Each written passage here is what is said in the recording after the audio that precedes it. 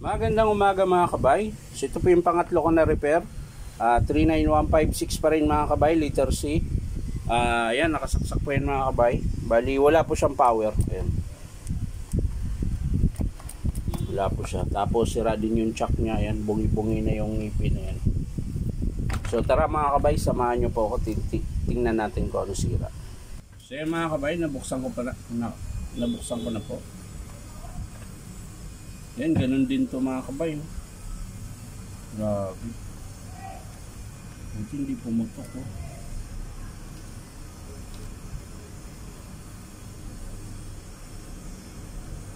Kaluko.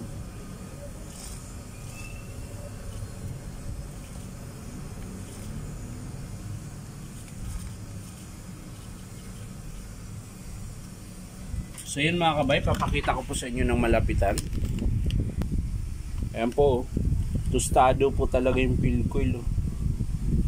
Yun, sunog na sunog. Tapos pati din po yung wire. Ayan. Bali ang sama na po ng wire nya. Kailangan na rin palitan.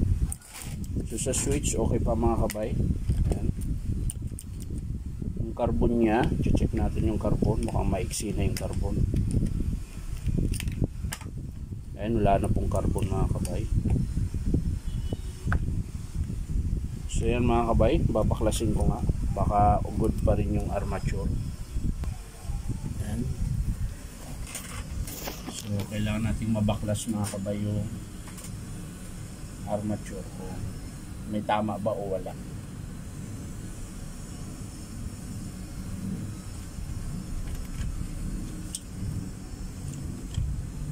Dating gawin pa rin mga kabay. Yun, magpapalitin tayo ng housing.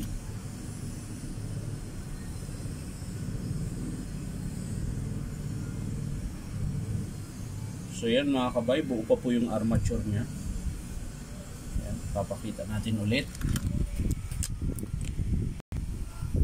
Ayan mga kabay, bali okay pa po yung armature nya. Alam mo itong unit na to mga kabay, kahit masunog na yung field coil nya, yung armature buo pa rin. Ayan. Sa dami ko nang na-repair na ganito mga kabay, lagi ito field coil nasisira, housing, tsaka bearing housing, chuck. Yan po yung laging ini-estimate ko, tsaka carbon. Yan. Switch minsan. Yan. So pero ngayon hindi, buo pa. So ang papalitan natin dito mga kabay, field coil, bearing housing, chuck, tsaka field housing, tapos carbon brush. So 1, 2, 3, 4, 5. Ayan. Tingnan natin yung spindle mga kabay, yung ngipin. Ayan. Okay pa mga kabay.